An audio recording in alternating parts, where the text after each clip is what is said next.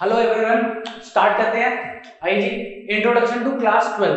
जी 11th मस्त मजे से काटी हमने, ज्यादा पढ़ाई करी नहीं, पास होके आ गए। 12th इंपॉर्टेंट है बेटा। 12th में आपका सीबीएसई बोर्ड है, उसके बाद आपका सीयूईटी है, वहीं से आपका कॉलेज, आपका फ्यूचर डिसाइड होने वाला है। तो 12th में बिल्कुल भी 1% में कुछ नहीं छोड़ना, 1% भी रिस्क नहीं लेना, बहुत ढंग से पढ़ाई करेंगे। पहले आपको थोड़ी क्लास 12th के बारे में बताता हूँ। क्लास 12th में आपके लिए क्या क्या चीजें हैं। पहली बात, आपके पास 3 बुक्स हैं, बुक 1, बुक 2, बुक 3। सर एक बुक तो होती नहीं थी 11th में, 3 कैसे करेंगे? सर करेंगे, प्यार से करेंगे, बढ़िया से करेंगे, और करना पड़ेगा भी, ऑप्शन नहीं है कुछ।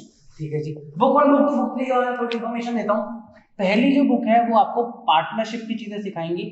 पार्टनरशिप में क्या है जी, आप इतना अपने बिजनेस स्टडीज में पढ़ के आए हो कि पार्टनरशिप में क्या होता है। पार्टनरशिप एक सिंपल सी चीज होती है जब 2 या 2 से ज्यादा लोग, मैक्सिमम कितने होते हैं, सारी बातें मैं करने वाला हूं आपके साथ कि 2 या 2 से ज्यादा लोग साथ में आएंगे, बिजनेस चलाएंगे, इसको हम क्या कहते हैं, पार्टनरशिप। सेकंड बुक में आपकी आती है कंपनी अकाउंट्स। सर कंपनी क्या होती है? आप सबने नाम सुना होगा, Tata, Tata motor, Tata steel, Tata com, आपने सुना होगा रिलायंस का नाम, बड़ी इंडस्ट्रीज आपको नाम ये सारे पता है। ये सारी कंपनीज हैं, मुकेश अंबानी, अडानी, सब नाम आपने सुन रखे हैं। ये कंपनी, इनके भी अकाउंट्स कैसे बनते हैं ये हम सीखेंगे। थर्ड लास्ट बुक आपके पास आती है company analysis. Company analysis, company analysis क्या है? सर देखो एक चीज अभी बताता हूँ।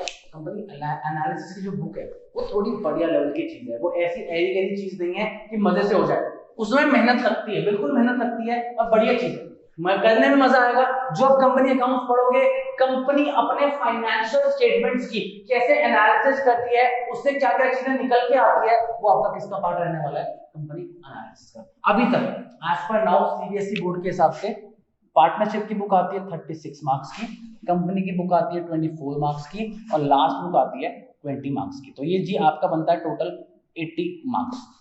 सर जितना आपको पता है, टोटल 100 नंबर में से आपके 80 मार्क्स तो आपके खुद के हाथ में है, 20 मार्क्स इसके हाथ में है बेटा, 20 मार्क्स स्कूल के टीचर्स के हाथ में है। तो एक रिक्वेस्ट है, अच्छे बच्चों से तो कोई दिक्कत नहीं है, जो थोड़े से बिगड़े हुए बच्चे हैं, थोड़े हवाबाज वाले बच्चे हैं, उनसे एक रिक्वेस्ट है कि आप 12th में थोड़ा अपने टीचर्स को सपोर्ट करिए, टीचर्स के साथ थोड़ा रहिए, टीचर्स से बना के रखिए, क्योंकि 20 नंबर आपको आपके टीचर्स दिलवाएंगे।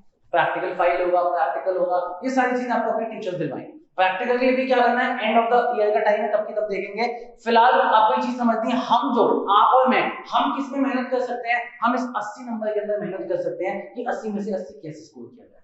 ठीक है जी। सर यहाँ तक समझ आ गया। 3 बुक्स है हमारे पास, 3 बुक्स में मेहनत करनी पड़ेगी। हम ऑब्वियसली बुक 1 से स्टार्ट करेंगे। बुक 1 आपकी पार्टनरशिप, आपके काफी सारे चैप्टर्स हैं। तो पहली बात, इस क्लास में मैं चैप्टर स्टार्ट नहीं करूंगा, ये आपके लिए वीडियो बनाऊंगा, आपको पार्टनरशिप के बारे में कुछ चीजें बताऊंगा। तो यहाँ से हम अपनी क्लास स्टार्ट करते हैं। आइए जी, आपको जो भी चीजें नोट करनी हो आप बेझिझक नोट कर सकते हैं, वीडियो आपके पास है। लग रहा है मैं तेज हूं, आप वीडियो पॉज करके नोट करिए, कोई टेंशन नहीं है, सारा एक्सेस आपके पास है। आइए जी, थोड़ी बहुत बातें करते हैं पार्टनरशिप के बारे में कि सर पार्टनरशिप होता क्या है। देखो जिनकी बिजनेस स्टडीज अच्छी है, उन्होंने लास्ट ईयर थ्योरी में चैप्टर पढ़ा है, चैप्टर तो आपका अलग था, उसमें एक फॉर्म ऑफ बिजनेस का पार्टनरशिप आपने पढ़ा है। ठीक है जी। पार्टनरशिप होता क्या है, अब मेरे साथ सुनिए कि पार्टनरशिप क्या होता है। जी देखिए जी, एक होता है सोल प्रोप्राइटरशिप। सोल प्रोप्राइटरशिप के अकाउंट्स आपने लास्ट ईयर 11 जो आप पढ़ के आए हो, आपने सारे अकाउंट्स सोल प्रोप्राइटरशिप के सुने। क्या सुने थे कि भैया सारी चीजें आपने, सारे कॉन्सेप्ट आपके सोल प्रोप्राइटरशिप के पढ़े। एक इंसान होता है, एक ओनर होता है, वही अपना बिजनेस चलाता है। आपने आसपास की दुकान देखी होगी, कई जगह एक ही इंसान होता है जो अपनी पूरी दुकान चलाता है। जब मालिक एक होगा, इसको हम क्या कहते हैं, सोल प्रोप्राइटरशिप। लेकिन एक बात बताओ, एक अकेले इंसान के पास मैक्सिमम कैपिटल, अनलिमिटेड कैपिटल तो हो नहीं सकती। आप सबने इको में चीज पढ़ी है कि रिसोर्सेज लिमिटेड होते हैं, अनलिमिटेड नहीं होते। तो आपको अगर अपना बिजनेस एक्सपैंड करना है, बड़े लेवल पे पैसा उठाना है, बड़े लेवल पे जाना है, यूजुअली लोग पार्टनरशिप एंड कंपनी में जाते हैं, क्योंकि ज्यादा लोग मिलते हैं, ज्यादा हेल्पिंग हैंड्स मिलते हैं, जो आपका बिजनेस क्या कर सकते हैं। तो पार्टनरशिप जी ऐसी चीज होती है जहां पे मिनिमम, ध्यान से सुनना जी, मिनिमम 2 लोग साथ में आते हैं, मिनिमम कम से कम 2 लोग साथ में आते हैं, बिजनेस चलाते हैं, प्रॉफिट मोटिव से चलाते हैं, और आगे इस बिजनेस को एक्सपैंड करते हैं। इसको हम क्या कहते हैं जी, पार्टनरशिप। सर मैक्सिमम कितने हो सकते हैं? तो बेटा यहाँ पे आपके लिए सिखाऊंगा, मैक्सिमम पार्टनर्स कुड बी 50। अब मैं 2-3 एमसीक्यू याद रखना, मैं हर क्लास में कुछ ना कुछ इंपॉर्टेंट बोलूंगा, आपको जितनी नोटिंग करनी है अपने नोट्स आप खुद से बनाइए। सबसे पहले मैक्सिमम पार्टनर्स कितने हो सकते हैं? 50। सर इसकी मेरे पास एक कहानी हो, कहानी मैं आपको जरूर सुनाऊंगा, पहले इसके लिए 2 बातें बता रहा हूं। क्या चीज बताती है सेक्शन 464 ऑफ कंपनीज एक्ट, 2013। और आगे बोलूं तो rule 10 of miscellaneous rules companies 2014। ये आपको बताता है कि मैक्सिमम पार्टनर्स कितने हो सकते हैं, 50। अब देखो कई बच्चे यहाँ पे बोलेंगे सर हमने कई जगह देखा है कि मैक्सिमम नंबर ऑफ जो पार्टनर्स होते हैं वो 100 हो सकते हैं। हमने कई बार देखा है कि मैक्सिमम नंबर ऑफ पार्टनर्स कितने हो सकते हैं, 100 हो सकते हैं जी, हमने कई बार देखा है। लेकिन इसके पीछे कहानी है, सब कहानी में बने रही, मजा आएगा आपको। पार्टनरशिप एक्ट 1932, ध्यान से सुनना। देखो कहानी नहीं भी समझाऊंगा तो आपको एक चीज बोल सकता हूँ, इसको याद कर लो। आपके पास क्वेश्चन आ सकता है कि सेक्शन 464 है, कंपनीज एक्ट आपका 2013 है, आपको पता है rule 10 of miscellaneous rules companies act 2014। Act 2013 ही है, लेकिन 2014 में इसको अमेंड किया गया था, कुछ चेंजेस किए गए थे, इसको हम कंपनीज ऑफ 2014 कहते हैं। आइए जी, कहानी ये है कि पहले जब पार्टनरशिप एक्ट 1932 आया था तब आपको बताया गया था कि मैक्सिमम पार्टनर्स मिनिमम 2 हो सकते हैं, मैक्सिमम 100 हो सकते हैं, सब कुछ बढ़िया चल रहा था, कोई टेंशन नहीं। जब कंपनीज एक्ट 2013 आया इंडिया के अंदर, तब आपको देखा गया कंपनी फॉर्म ऑफ बिजनेस को गवर्नमेंट जो है, सरकार जो है प्रमोट करना चाहती थी कि ज्यादा से ज्यादा लोग क्या फॉर्म में बिजनेस करें, कंपनी फॉर्म में करें। बहुत एडवांटेज है, हम सेकंड बुक में जाएंगे, चीज सीखेंगे कि कंपनी खोलने का क्या एडवांटेज होता है ओवर पार्टनरशिप फॉर्म, ये हम सीखेंगे। फिलहाल के लिए गवर्नमेंट इसको प्रमोट करना चाहती थी, तो गवर्नमेंट ने क्या किया, यार हम पार्टनरशिप एक्ट तो नहीं बदल सकते, वो तो एक्ट है, रिटर्न है, लॉ है, नहीं बदल सकते, अमेंडमेंट इसको नहीं करना चाहते, तो कहा गया कंपनीज एक्ट 2013 जब आया, कंपनीज एक्ट 2013 जब आया, उसमें एक रूल निकाला गया, 2014 में जाके निकाला था, 2013 में आपका आ गया था एक्ट, लेकिन अमेंड करते करते 2014 में उन्होंने एक रूल निकाला। क्या रूल निकाला कि any form of business except company, उसमें मिनिमम, भैया मिनिमम कितने लोग होंगे, 50, सॉरी मैक्सिमम कितने लोग होंगे, 50। क्या सर नहीं समझ आया, तो आओ जी, जो आपके 100 मैक्सिमम पार्टनर्स हो सकते थे उसको उन्होंने कन्वर्ट करके कम से कम करके क्या कर दिया, 50। सर ऐसा क्यों किया, अज्यूम एक पार्टनरशिप फॉर्म है जिसमें 60 पार्टनर्स, कितने पार्टनर्स है, 60 पार्टनर्स है। अगर मैंने मैक्सिमम नंबर ऑफ पार्टनर्स 100 से कम करके 50 कर दिया, क्या ये पार्टनरशिप मानी जाएगी, अकॉर्डिंग टू लॉ नहीं मानी जाएगी, क्योंकि मैक्सिमम पार्टनरशिप में कितने लोग हो सकते हैं, ये 50 हो सकते हैं, तो क्या ये पार्टनरशिप मानी जाएगी, नहीं, इसका मतलब ये इलीगल मानी जाएगी कि अब पार्टनरशिप फॉर्म में 60 ओनर्स, 60 लोग नहीं आ सकते, इसलिए कंपनी प्रमोट करेंगे। भाई जो लोग 60 लोग हैं अब वो पार्टनरशिप तो खोल नहीं सकते, सोल कोऑपरेटिव उनको तुम बोल नहीं सकते क्योंकि वो एक थोड़ी है, करेक्ट है। तो इसका मतलब सिंपल है, उन लोगों को क्या फॉर्म करनी पड़ेगी, तो जब कंपनीज एक्ट 2013 आया, हम इंडिया में चाहते थे कि मैक्सिमम लोग कंपनी फॉर्म में बिजनेस करें, इसलिए हमने इसको चेंज किया। तो बेटा यहीं पे आपको 3-4 एमसीक्यू सिखाता हूँ, ध्यान से सीखना, इंपॉर्टेंट एमसीक्यूज है।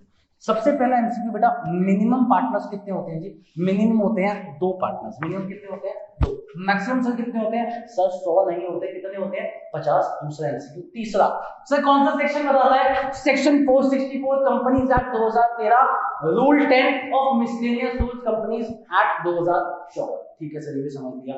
अब दिक्कत क्या आती है, बच्चा कहता है क्या दिक्कत, सब ओके है, एमसीक्यू सीबीएसई कैसे देता है, एमसीक्यू आएगा आपके पास कि बेटा नंबर ऑफ पार्टनर्स 50 होते हैं, हमें पता है, हमें मत बताओ, सीबीएसई बोलेगा हमें पता है, ये बताओ कौन सा एक्ट बताता है, पहला ए पार्ट का ऑप्शन आपको नजर आएगा, पार्टनरशिप एक्ट 1932। बच्चा बोलेगा अरे सीबीएसई क्या ये क्वेश्चन हुआ, मैक्सिमम पार्टनर्स की तुम बात कर रहे हो, वो 50 होते हैं, तो ऑब्वियसली कौन सा एक्ट बताएगा, पार्टनरशिप एक्ट 1932। क्या सोचना है, टिक लगाओ, खत्म करो, नहीं जी, याद रखना, प्लीज याद रखना, ऐसा नहीं है, पार्टनरशिप की बात हो रही है, लेकिन इसमें भी कौन सा एक्ट आएगा, कंपनीज एक्ट 2013। कंपनीज एक्ट 2013 आपको बताता है कि मैक्सिमम नंबर ऑफ पार्टनर्स कितने हो सकते हैं।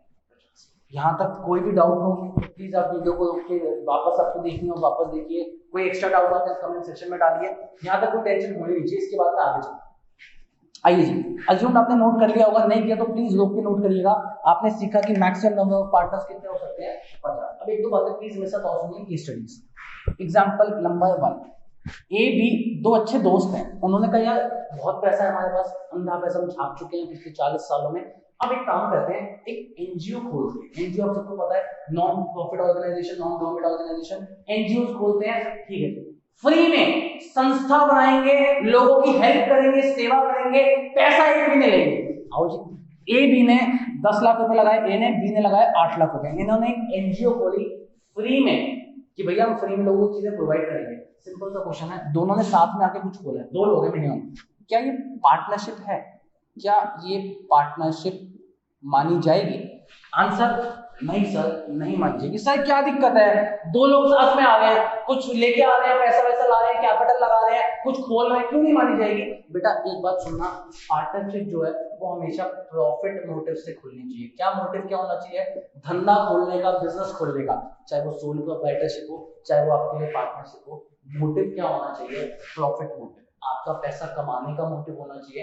एनजीओ, आप कोई संस्था ऐसे काम करते हो, ऐसी कोई भी चीज करते हो, इसको पार्टनरशिप में काउंट नहीं किया जाएगा। एक आपकी केस स्टडी खत्म। सबको समझ आया होगा? पॉइंट टू रिमेंबर है, ये सारे पॉइंट्स आपको याद रखने पड़ेंगे, पॉइंट आपको याद यहाँ पे बिठाने पड़ेंगे, केस स्टडी आ सकती है। एक और पॉइंट आपको ध्यान सुनना, एग्जाम्पल, ए बी बहुत अच्छे दोस्त है, इन्होंने क्या किया, इन्होंने ना ऐसी दो फ्लैट थे जो सस्ते में मिल रहे थे, इन्होंने दो फ्लैट्स खरीदे, 1 करोड़ ईच के, टोटल अमाउंट पड़ गया 2 करोड़, चलो 1 करोड़ मान लो, 1 करोड़ के खरीदे, 1 करोड़ के फ्लैट उन्होंने बेच दिए आगे चल के 1 करोड़ 25 लाख में, 1.25 CR में 25 लाख का प्रॉफिट हो गया। 25 लाख का प्रॉफिट ए और बी ने इक्वल बांट दिया, ठीक है जी, इक्वल बांट दिया। तो सवाल आपसे ये क्या पार्टनरशिप है? बच्चा बोलेगा हाँ भैया है, दो लोग हैं, अब तो प्रॉफिट मोटिव भी आ गया, अब तो देखो प्रॉफिट भी कमाया ना 25 लाख का, अब तो है पार्टनरशिप, क्या दिक्कत है? तो सर दिक्कत ये है, there should be a business, business होना चाहिए, कंटिन्यूएशन में होना चाहिए। मतलब सर मैंने कहीं आपको बोला वो फ्लैट बिजनेस करते हैं वो रियल एस्टेट में? नहीं, उनको दो फ्लैट सस्ते मिले, उन्होंने खरीदे, खरीद के बेच दिए, प्रॉफिट अपने जेब में डाल दिया। क्या ये उनका बिजनेस है? क्या उनका धंधा है? नहीं। अगर ये उनका धंधा होता है, ये वो रेगुलर करते, प्रॉफिट मोटिव आ गया, ठीक है, लेकिन क्या ये उनका बिजनेस है? नहीं है जी। उन्होंने तो ऐसी दो फ्लैट खरीदे। अगर मैं आपको ये चीज बोलता हूँ उनका बिजनेस है रियल एस्टेट का, उनका काम ही है फ्लैट बेचते हैं, फ्लैट खरीदते हैं, रेंट पे लगाते हैं, सब कुछ, तो इनका बिल्कुल पार्टनरशिप माना जाता। लेकिन यहाँ पे बिजनेस कंटिन्यूएशन, बिजनेस कंटिन्यू नहीं है, ये टेम्परेरी काम है कि हमने दो फ्लैट खरीदे और बेच दिए, इसको आप पार्टनरशिप नहीं मान सकते। तो पार्टनरशिप के लिए आपने दो अच्छे पॉइंट सीखे, पहला मोटिव प्रॉफिट होना चाहिए, दूसरा क्या सीखा आपने कि भैया बिजनेस क्या होना चाहिए? क्वांटिटी। अज्यूम यहाँ तक आपको सब समझ आ रहा है, कोई टेंशन वाली बात नहीं है, कोई दिक्कत? चलिए आगे चलते हैं। अब एक दो पॉइंट्स और, बस एक दो पॉइंट्स और करते हैं, उसके बाद अपनी क्लास में खत्म करूंगा, ज्यादा लंबी क्लास पहले बनाऊंगा नहीं, आपको बस इंट्रोडक्शन देना था और पार्टनरशिप का इंट्रोडक्शन देना। लेकिन आप एक चीज सुनना, मेरी क्लास नहीं सुनेगा, अगली क्लास में दिक्कत है, क्योंकि मैं पार्टनरशिप का चैप्टर स्टार्ट करूंगा, वो चैप्टर इसी बेस से, इसी यहीं से आपसे वो चीज शुरू होगी, तो प्लीज इसको ढंग से सुनिएगा। लास्ट चीज पे आता हूं, पार्टनरशिप डीड। आपको बताता हूं कि पार्टनरशिप डीड क्या होती है। अब डीड क्या होता है? बिजनेस वाले बच्चे जो बिजनेस में अच्छे होंगे कोई टेंशन है नहीं, बाकियों के लिए मैं हूं, आपको भी टेंशन लेने की जरूरत नहीं है। पार्टनरशिप डीड क्या होती है जी? जब आप किसी चीज को रिटर्न फॉर्म, याद रखना, दो वर्ड सिखाऊंगा, कीवर्ड दो होंगे मेरे लिए, रिटर्न फॉर्म में होना चाहिए और एक एग्रीमेंट होना चाहिए, इसको हम क्या बोलेंगे? Partnership deed. सर एक बार समझा दो क्या होता है। आओ जी, देखो जी, आराम से सुनना, उसके बाद आपके लिए केस स्टडी लेके आऊंगा, उसके बाद अपनी क्लास पहली क्लास एंड करूंगा। एक ना हमने डीड बनाई, ए और बी दो पार्टनर्स थे, उन्होंने एक डीड बनाई। डीड क्या होता है जी? अभी समझा देता हूं। ए और बी कहते हैं जी हम बिजनेस स्टार्ट करना चाहते हैं, बिजनेस होगा जी XYZ, बिजनेस का नाम होगा, बिजनेस में कैपिटल ए लगाएगा 10 लाख, बी लगाएगा 5 लाख, प्रॉफिट शेयर है भैया, प्रॉफिट आएगा, कैसे बांटेंगे जी? हम बांटेंगे 3:2 की रेशियो में, ठीक है जी। बिजनेस कहां पे होगा, लोकेशन कहां पे होगी, बिजनेस क्या होगा, एम्प्लॉय क्या क्या होंगे, जो भी एटसेट्रा एटसेट्रा, जो भी चीजें हमें लिखना चाहते हैं, जो दो पार्टनर्स के बीच में क्लैरिटी हो कि भैया चलो इंटरेस्ट ऑन कैपिटल लो, अगर कोई कैपिटल लगाता है तो उस पर कितना ब्याज दिया जाएगा, सब कुछ, सारी चीजें, कोई पार्टनर वर्किंग है, कोई एक्टिव पार्टनर है, डॉर्मेंट स्लीपिंग पार्टनर है, उनके लिए क्या रूल्स होंगे, सब कुछ इसमें लिखेंगे कि भैया कोई एक्टिव पार्टनर है उसको 10,000 पर मंथ की सैलरी मिलेगी, सब कुछ हमने यहाँ पे लिख दिया, ए और बी ने एग्री कर दिया। अब ए और बी के लिए ये रिटर्न फॉर्म, सबको दिखा है रिटर्न फॉर्म है, तो पहली चीज, कोई भी चीज रिटर्न में होनी चाहिए, पहली कंडीशन। दूसरी कंडीशन, ए ने अपना साइन किया, बी ने अपना साइन किया, इसका मतलब क्या है कि भैया रिटर्न में था, साथ साथ ए और बी ने इन सारी कंडीशंस को एग्री किया।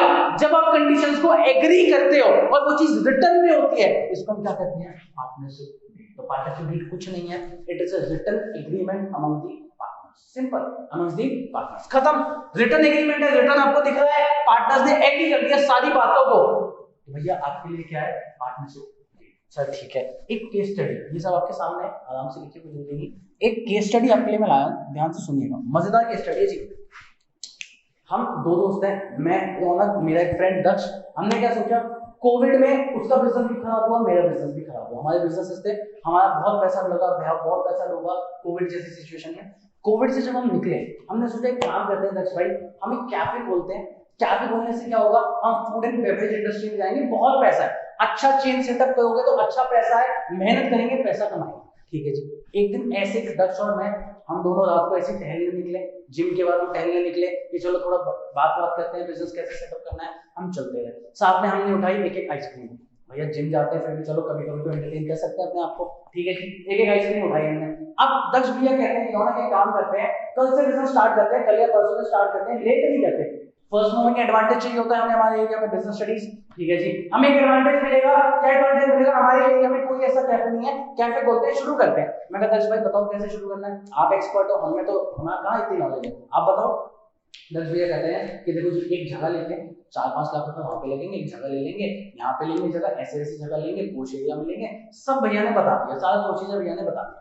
आगे दक्ष भैया कहते हैं ध्यान से सुनना कि भैया रौनक दक्ष दो पार्टनर्स हैं।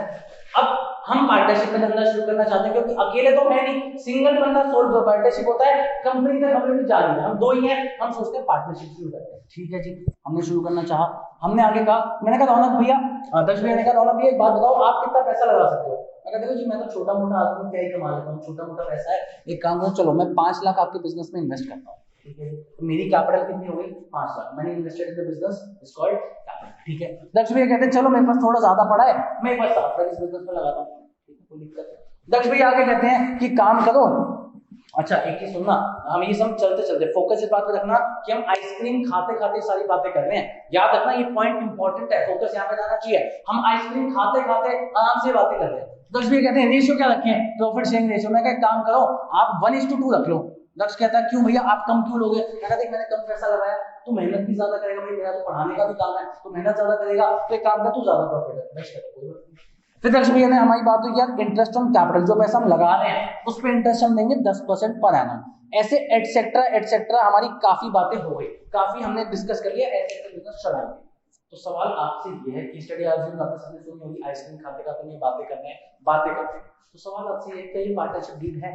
तो जी आंसर सोचिए, क्या ये पार्टनरशिप डीड है। बच्चा बोलेगा देखो जी रौनक भैया दक्ष भैया दोनों ने एग्री कर लिया मस्त आराम से कि हाँ भैया सारी बातें ओके, एग्रीमेंट तो है, लेकिन अब तक आंसर आपके दिमाग में आ जाना चाहिए, क्या ये रिटर्न फॉर्म में था, एग्रीमेंट हुआ, वो माना मैं माना, सारी चीजें हमने डिस्कस करी, क्या ये रिटर्न फॉर्म में था, क्या ये लिखित फॉर्म में था, नहीं था, ये ओरल फॉर्म में था, तो it is not a partnership deed. Deed तभी होगी जब दो वर्ड्स, दो कंडीशन मैच होगी। एग्रीमेंट तो ठीक है आपने एग्री कर लिया, लेकिन वो चीज लिखित में रिटर्न में भी होनी चाहिए, तब जाकर उसको क्या बोला जाएगा, पार्टनरशिप डीड। तो आपने एक टॉपिक सीखा कि पार्टनरशिप डीड क्या होता है, written agreement. Oral agreement is an agreement but it is not a partnership deed. यहां तक ओके जी।